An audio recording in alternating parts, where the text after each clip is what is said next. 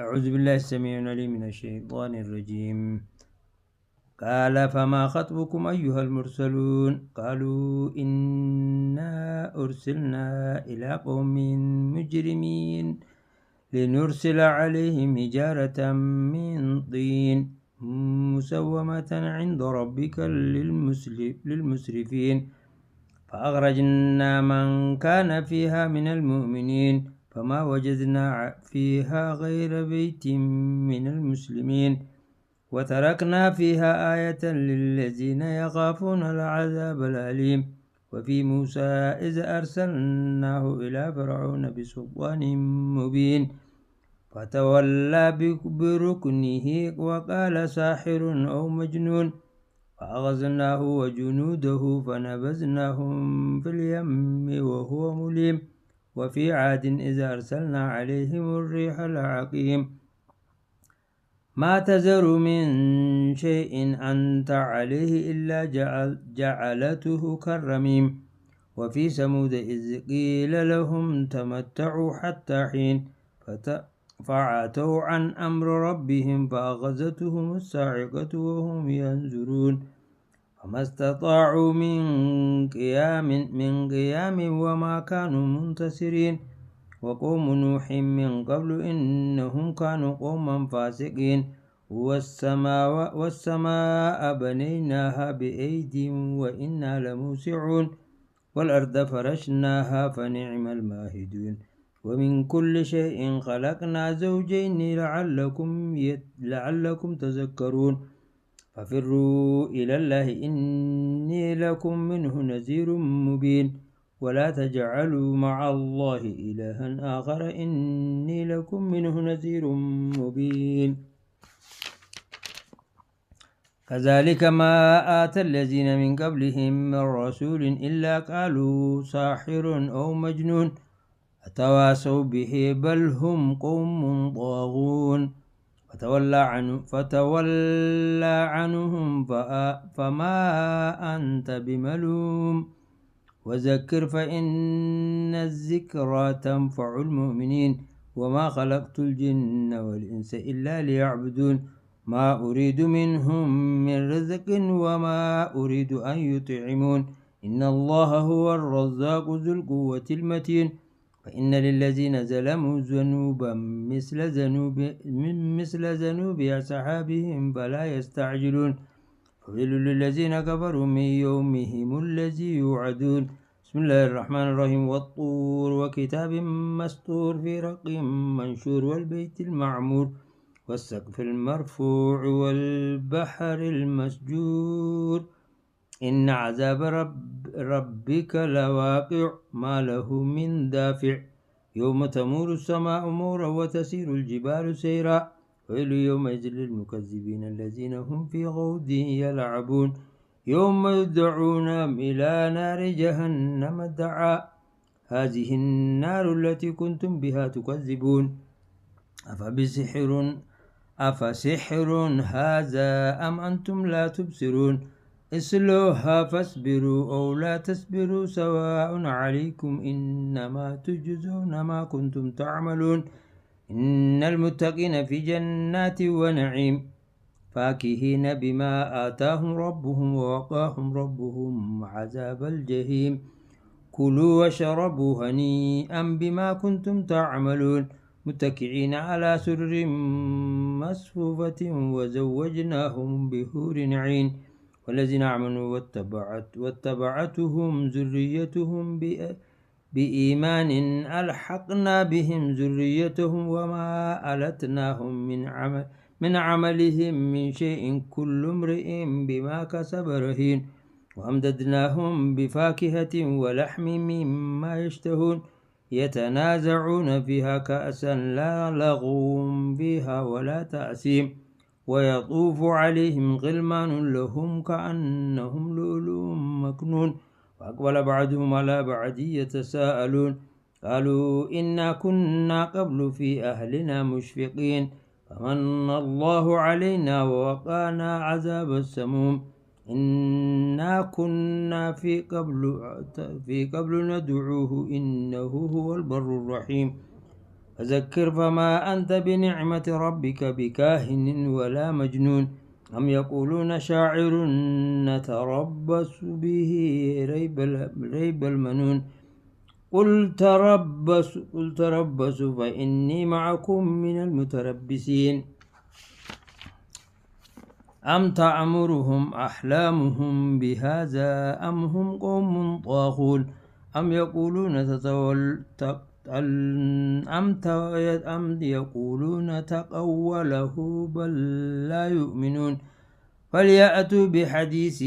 مثله إن كانوا صادقين أم خلقوا من خير شيء أم هم الخالقون أم خلقوا السماوات والأرض بل لا يوقنون أم عندهم خزائن ربك أم هم المسيطرون أم لهم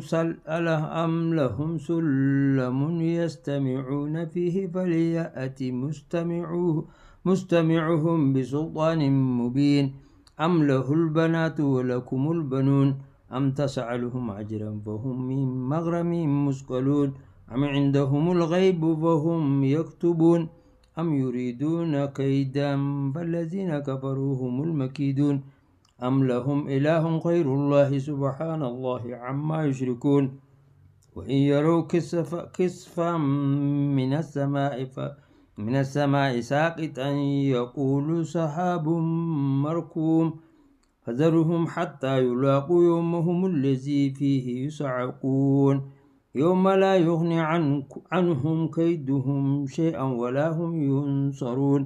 وإن للذين ظلموا عذابا دون ذلك ولكن أكثرهم لا يعلمون واصبر لحكم ربك فإنك بأعيننا وسبح بحمد ربك حين تقوم ومن الليل فسبحه وإدبار النجوم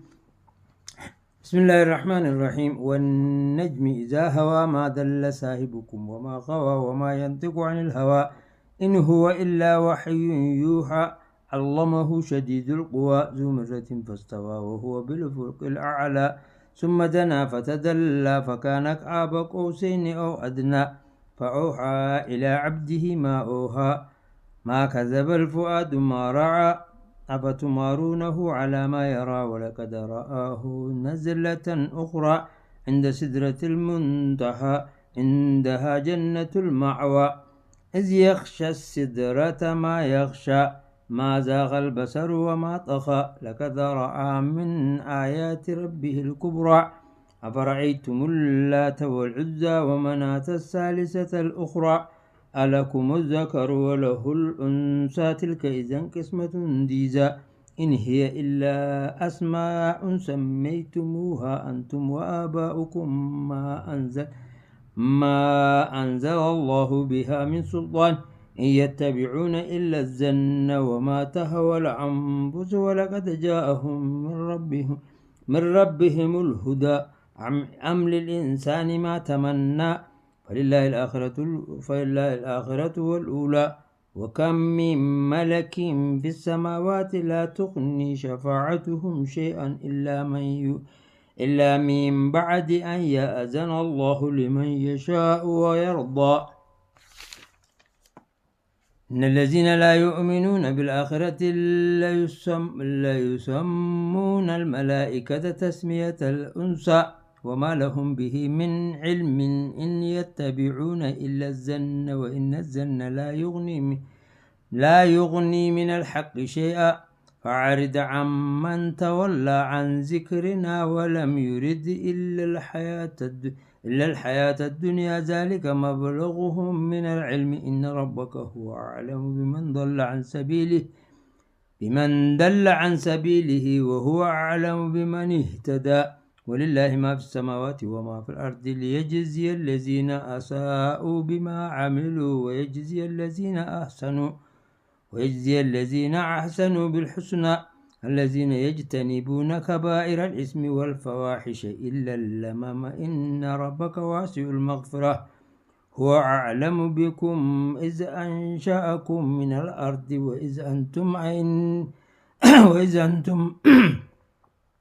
وإذ أنتم أجنة في بطون أمهاتكم فلا تزكوا أنفسكم هو أعلم بمن اتقى أفرأيت الذي تولى وأعطى قليلا وأكدى أعنده علم الغيب وهو يرى أم لم ينبأ بما في صحف موسى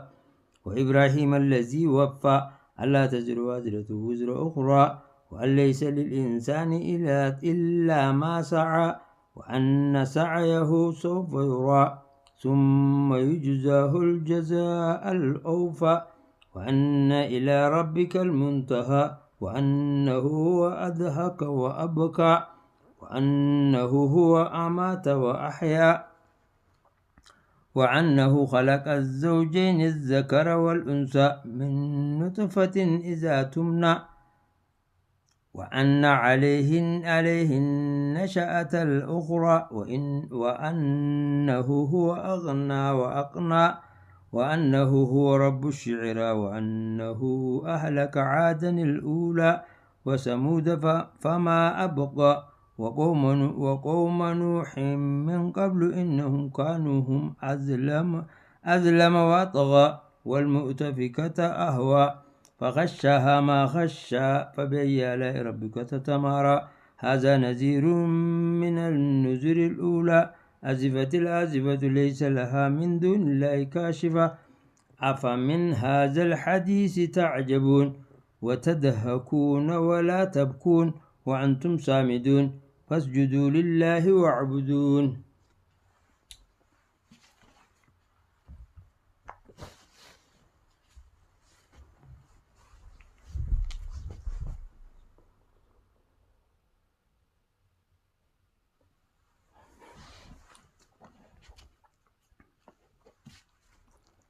بسم الله الرحمن الرحيم اقتربت الساعة وانشق القمر وإن يروا آية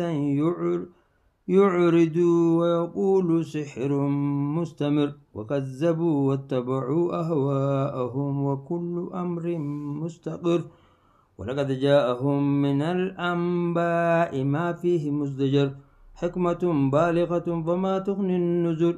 فتولى عنهم يوم يدعو الداعي إلى يوم النكر خش عن أبصارهم يخرجون من الأجداث كأنهم جراد منتشر مهطعين إلى الداعي يقول الكافرون هذا يوم عسر كذبت قبلهم قوم نوح فكذبوا عبدنا وقالوا مجنون وازدجر فدعا ربه عني مغلوب فانتصر ففتحنا أبواب السماء بماء منهمر وفجرنا الأرض عيونا فالتقى الماء على أمر قد قدر وحملناه على ذات ألواح ودسر تجري بعيوننا جزاء لمن كان كفر ولقد تركناها آية فهل من مدكر فكيف كان عذابي ونذر ولقد يسرنا القرآن للذكر فهل من مدكر كذبت عاد فكيف كان عذابي ونذر إنا أرسلنا عليهم ريحا صرصرا في يوم نحس مستمر تنزع الناس كأنهم أعجاز نخل منقعر فكيف كان عذابي ونذر ولقد يسرنا القرآن للذكر فهل من مدكر كذبت ثمود بالنذر فقالوا أبشرا منا واحدا نتبعه إنا إذا لفي دلال وسعر أو ألقي الذكر عليه من بيننا بل هو كذاب عشر سيعلمون غدا من الكذاب العشر إنا مرسل الناقة فتنة لهم فارتقبهم واصطبر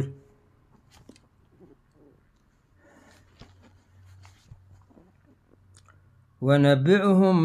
أن الماء قسمة بينهم كل شرب مهتدر فنادوا صاحبهم فتعاطى فعقر فكيف كان عذابي ونذر إنا أرسلنا عليهم صيحة واحدة فكانوا كهشيم مهتزر ولقد يسرنا القرآن للذكر فهل من مدكر كذبت قوم لوط بالنذر إنا أرسلنا عليهم حاسبا إلا آل لوط نجيناهم بسحر نعمة من عندنا كذلك نجزي من شكر ولقد أنذرهم بطشتنا فتماروا بالنذر ولقد راودوه عن ضيفه فطمسنا أعينهم فذوقوا عذابي ونذر ولقد سبحهم بكرة عذاب مستقر فذوقوا عذابي ونذر ولقد يسرنا القرآن للذكر فهل من مدكر ولقد جاء آل فرعون النذر كذبوا بآياتنا كلها فأخذناهم أخذ عزيز مقتدر أكفاركم خير من أولئكم أم لكم براءة بالزبر أم يقولون نحن جميع منتصر سيهزم الجمع ويولون الدبر بل الساعة موعدهم والساعة أدهى وأمر إن المجرمين في دلال وسعر يوم يسحبون في النار على وجوههم ذوقوا مس سقر إنا كل شيء خلقناه بقدر وما أرسلنا إلا واحدة كلمح بالبصر ولقد أهلكنا أشياءكم فهل من مدكر وكل شيء فعلوه في الزبر وكل صغير وكبير مستطر إن المتقين في جنات ونهر في مقعد صدق عند مليك مقتدر بسم الله الرحمن الرحيم الرحمن علم القرآن خلق الإنسان علمه البيان الشمس والقمر بحسبان والنجم والشجر يسجدان والسماء رفعها ووضع الميزان الله تطغوا في الميزان وأقيموا الوزن بالقسط ولا تخسروا الميزان والأرض ودعها للأنام فيها فاكهة والنخل ذات الأكمام والحب ذو العصف والريحان فبأي آلاء ربكما تكذبان خلق الإنسان من صلصال كالفخار وخلق الجان من مارج من نار فبأي آلاء ربكما تكذبان رب المشرقين ورب المغربين فبأي آلاء ربكما تكذبان مرج البحرين يلتقيان بينهما برزخ لا يبغيان فبأي آلاء ربكما تكذبان يخرج منهما اللؤلؤ والمرجان فبأي آلاء ربكما تكذبان وله الجوار المنشآت في البحر كالأعلام فبأي آلاء ربكما تكذبان كل من عليها فان ويبقى وجه ربك ذو الجلال والإكرام فبأي آلاء ربكما تكذبان يسأله من في السماوات والأرض كل يوم هو في شأن فبأي آلاء ربكما تكذبان سنفرغ لكم أيها الثقلان فبأي آلاء ربكما تكذبان يا معشر الجن والإنس إن استطعتم أن تنفذوا من أطراف السماوات والأرض فانفذوا لا تنفذون إلا بسلطان فبأي آلاء ربكما تكذبان يرسل عليكما شواظ من نار ونحاس فلا تنتصران فبأي آلاء ربكما تكذبان فإذا انشقت السماء فكانت وردة كالدهان فبأي آلاء ربكما تكذبان فيومئذ لا يسأل عن ذنبه إنس ولا جان فبأي آلاء ربكما تكذبان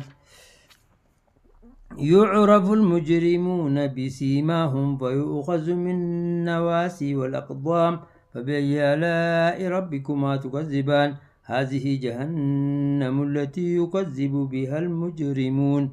يطوفون بينها وبين حميم آن فبأي آلاء ربكما تكذبان ولمن خاف مقام ربه جنتان فبأي آلاء ربكما تكذبان ذواتا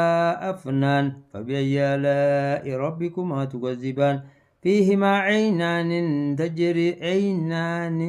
تجريان فبأي آلاء ربكما تكذبان فيهما من كل فاكهة زوجان فبأي آلاء ربكما تكذبان متكئين على فرش بطائنها من استبرق وجنى الجنتين دان فبأي آلاء ربكما تكذبان فيهن قاصرات الطرف لم يتمسهن إنس قبلهم ولا جان فبأي آلاء ربكما تكذبان كأنهن الياقوت والمرجان فبأي آلاء ربكما تكذبان هل جزاء الإحسان إلا الإحسان فبأي آلاء ربكما تكذبان ومن دونهما جنتان فبأي آلاء ربكما تكذبان مدهامتان فبأي آلاء ربكما تكذبان فيهما عينان نضاختان فبأي آلاء ربكما تكذبان فيهما فاكهة ونخل ورمان فبأي آلاء ربكما تكذبان فيهن خيرات حسان فبأي آلاء ربكما تكذبان حور مقصورات في الخيام فبأي آلاء ربكما تكذبان لم يطمسهن إنس قبلهم ولا جان فبأي آلاء ربكما تكذبان متكئين على رفرف خضر وعبقري حسان فبأي آلاء ربكما تكذبان تبارك اسم ربك ذي الجلال والإكرام بسم الله الرحمن الرحيم إذا وقعت الواقعة ليس لوقعتها كاذبة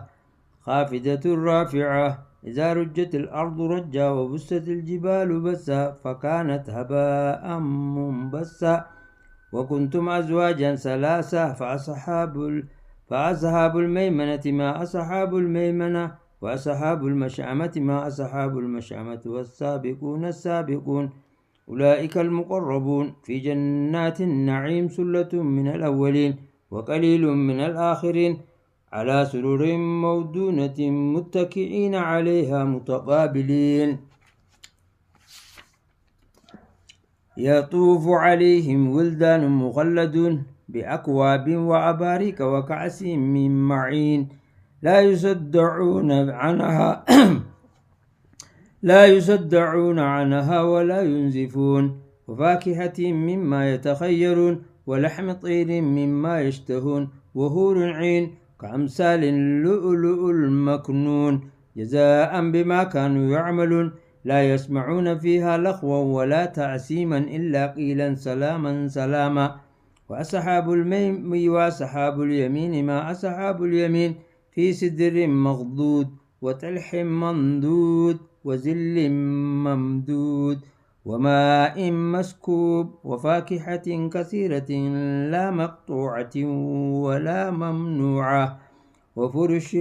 مرفوعة إنا أنشأناهن إنشاء وجعلناهن أبكارا عربا أترابا لأصحاب اليمين سلة من الأولين وسلة من الآخرين وأصحاب الشمال ما أصحاب الشمال في سموم وحميم وزل من يحموم لا بارد ولا كريم إنهم كانوا قبل ذلك مترفين وكانوا يسرون على الحنس العظيم وكانوا يقولون إذا متنا وكنا ترابا وعزاما عنا لمبعوثون أو آباؤنا الأولون قل إن الأولين والآخرين لمجموعون إلى ميقات يوم معلوم ثم إنكم أيها الضالون المكذبون لآكلون من شجر من زقوم فمالئون منها البطون فشاربون عليه من الحميم فشاربون شرب الحيم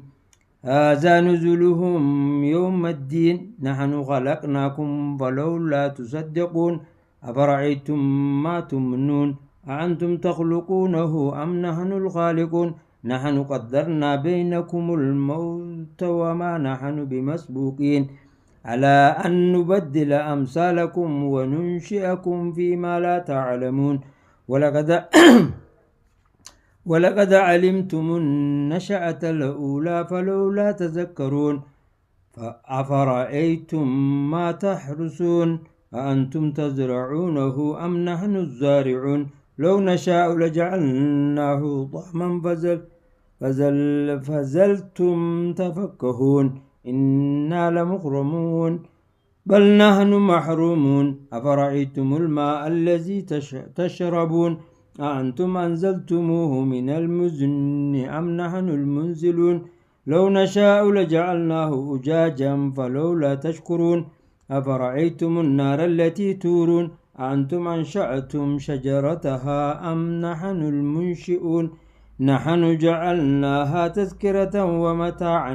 للمقوين فسبح باسم ربك العظيم فلا أقسم بمواقع النجوم وإنه لقسم لو تعلمون عظيم إنه لقرآن كريم في كتاب مكنون لا يمسه إلا المطهرون تنزيل من رب العالمين أفبهذا الحديث أنتم مدهنون وتجعلون رزقكم أنكم تكذبون فلولا إذا بلغت الحلقوم وأنتم حينئذ تنظرون ونحن أقرب إليه منكم ولكن لا تبصرون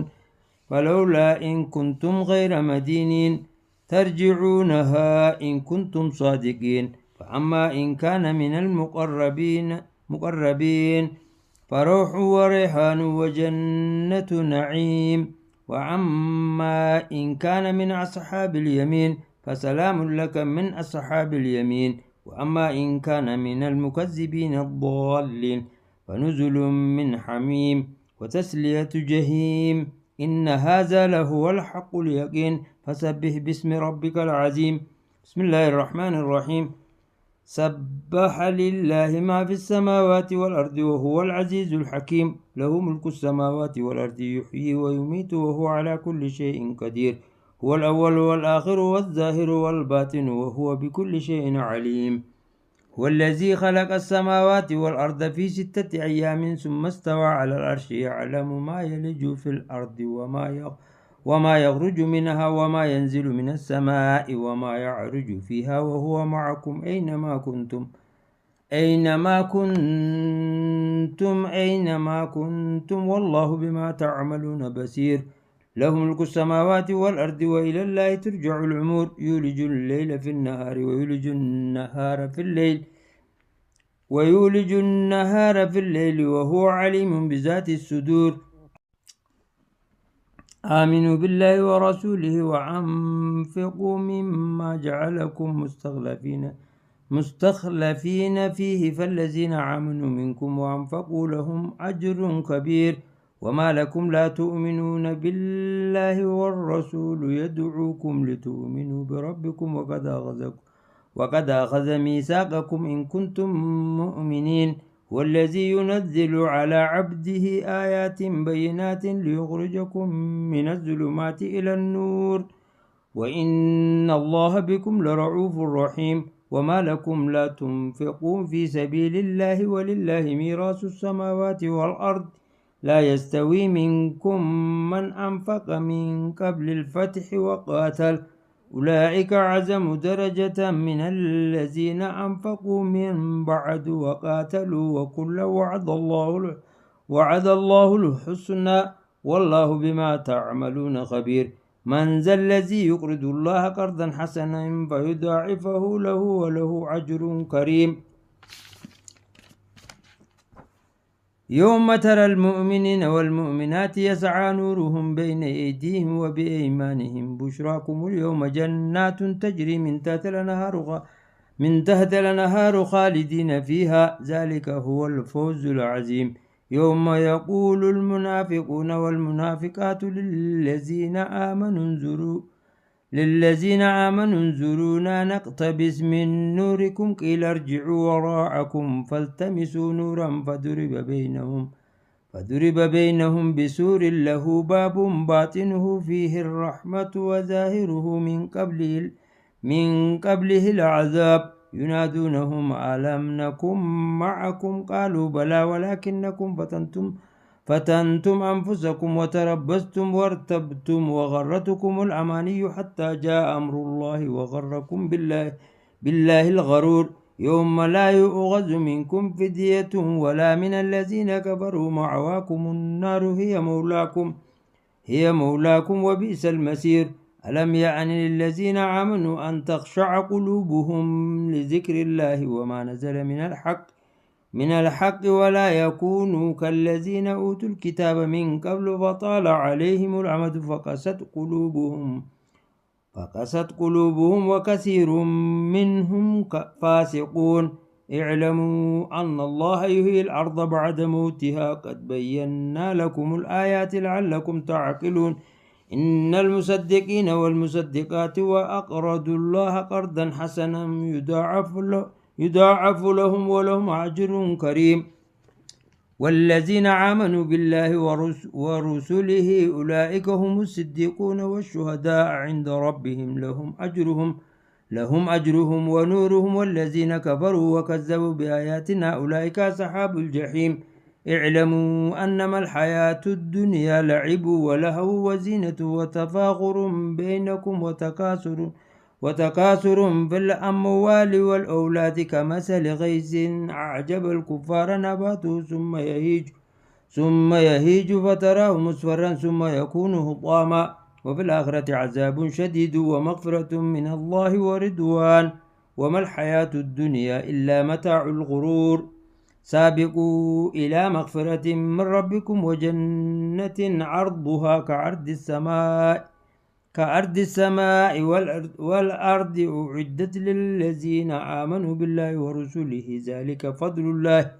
فضل الله يؤتيه من يشاء والله ذو الفضل العظيم. ما أصاب من مصيبة في الأرض ولا في أنفسكم إلا في كتاب من قبل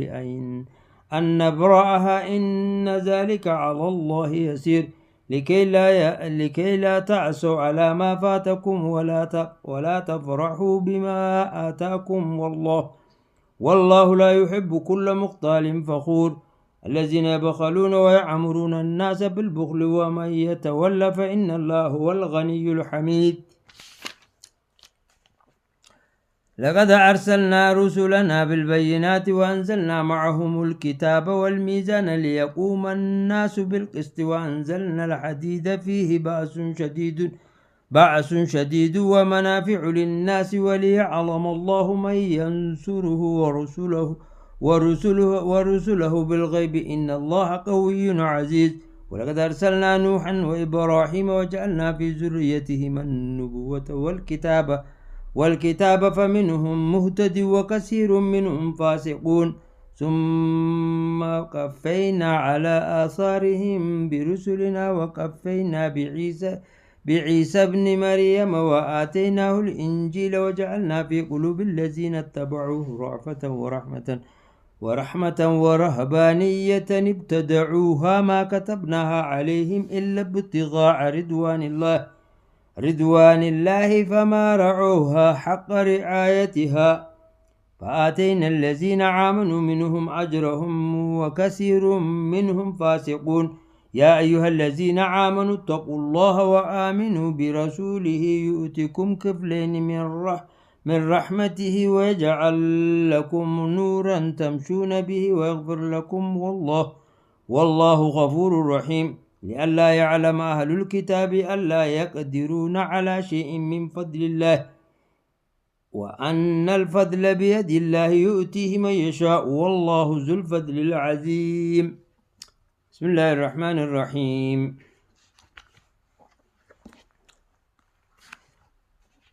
تبارك الذي بيده الملك وهو على كل شيء قدير الذي خلق الموت والحياة ليبلوكم أيكم أحسن عملا وهو العزيز الغفور. الذي خلق 7 سماوات طباقا ما ترى في خلق الرحمن من تفاوت فارجع البصر هل ترى من فطور ثم ارجع البصر كرتين ينقلب إليك البصر خاسئا وهو حسير. ولقد زينا السماء الدنيا بمصابيح وجعلناها رجوما للشياطين وأعتدنا لهم عذاب السعير. وللذين كفروا بربهم عذاب جهنم وبئس المصير. إذا ألقوا فيها سمعوا لها شهيقا وهي تفور تكاد تميز من الغيظ كلما ألقي فيها فوج سألهم خزنتها ألم يأتكم نذير قالوا بلى قد جاءنا نذير فكذبنا وقلنا ما نزل الله من شيء إن أنتم إلا في ضلال كبير. وقالوا لو كنا نسمع أو نعقل ما كنا في أصحاب السعير. فاعترفوا بذنبهم فسحقا لأصحاب السعير إن الذين يخشون ربهم بالغيب لهم مغفرة وأجر كبير وأسروا قولكم أو جهروا به إنه عليم بذات الصدور ألا يعلم من خلق وهو اللطيف الخبير والذي جعل لكم الأرض ذلولا فامشوا في مناكبها وكلوا من رزقه وإليه النشور آمنتم من في السماء أن يخسف بكم الأرض فإذا هي تمر أم أمنتم من في السماء أن يرسل عليكم حاسبا فستعلمون كيف نذير ولقد كذب الذين من قبلهم فكيف كان نكير أولم يروا إلى الطير فوقهم صافات ويقبضن ما يمسكهن إلا الرحمن إنه بكل شيء بصير أمن هذا الذي هو جند لكم ينصركم من دون الرحمن إن الكافرون إلا في غرور أمن هذا الذي يرزقكم إن أمسك رزقه بل لجوا في عتو ونفور أفمن يمشي مكبا على وجهه أهدى أمن يمشي سويا على صراط مستقيم قل هو الذي أنشأكم وجعل لكم السمع والأبصار والأفئدة قليلا ما تشكرون قل هو الذي زرعكم في الأرض وإليه تحشرون ويقولون متى هذا الوعد إن كنتم صادقين قل إنما العلم عند الله وإنما أنا نذير مبين فلما رأوه زلفة سيئت وجوه الذين كفروا وقيل هذا الذي كنتم به تدعون قل رأيتم إن أهلكني الله ومن معي أو رحمنا فمن يجير الكافرين من عذاب عليم قل هو الرحمن آمنا به وعليه توكلنا فستعلمون من هو في دلال مبين قل رأيتم إن أصبح ماؤكم غورا فمن يأتيكم بماء معين بسم الله الرحمن الرحيم الحمد لله رب العالمين الرحمن الرحيم مالك يوم الدين إياك نعبد وإياك نستعين اهدنا الصراط المستقيم صراط الذين أنعمت عليهم غير المغضوب عليهم ولا الضالين آمين بسم الله الرحمن الرحيم الحمد لله رب العالمين الرحمن الرحيم مالك يوم الدين إياك نعبد وإياك نستعين اهدنا الصراط المستقيم صراط الذين أنعمت عليهم غير المغضوب عليهم ولا الضالين آمين بسم الله الرحمن الرحيم الحمد لله رب العالمين الرحمن الرحيم مالك يوم الدين إياك نعبد وإياك نستعين اهدنا الصراط المستقيم صراط الذين أنعمت عليهم غير المغضوب عليهم ولا الضالين آمين بسم الله الرحمن الرحيم قل هو الله أحد الله الصمد لم يلد ولم يولد ولم يكن له كفوا أحد بسم الله الرحمن الرحيم قل هو الله أحد الله الصمد لم يلد ولم يولد ولم يكن له كفوا أحد بسم الله الرحمن الرحيم قل هو الله أحد الله الصمد لم يلد ولم يولد ولم يكن له كفوا أحد بسم الله الرحمن الرحيم قل هو الله أحد الله الصمد لم يلد ولم يولد ولم يكن له كفوا أحد بسم الله الرحمن الرحيم قل هو الله أحد الله الصمد لم يلد ولم يولد ولم يكن له كفوا أحد بسم الله الرحمن الرحيم قل هو الله أحد الله الصمد لم يلد ولم يولد ولم يكن له كفوا أحد بسم الله الرحمن الرحيم قل هو الله أحد الله الصمد لم يلد ولم يولد ولم يكن له كفوا أحد بسم الله الرحمن الرحيم قل هو الله أحد الله الصمد لم يلد ولم يولد ولم يكن له كفوا أحد بسم الله الرحمن الرحيم قل هو الله أحد الله الصمد لم يلد ولم يولد ولم يكن له كفوا أحد قل هو الله أحد الله الصمد لم يلد ولم يولد ولم يكن له كفوا أحد بسم الله الرحمن الرحيم قل هو الله أحد الله الصمد لم يلد ولم يولد ولم يكن له كفوا أحد صدق الله العظيم.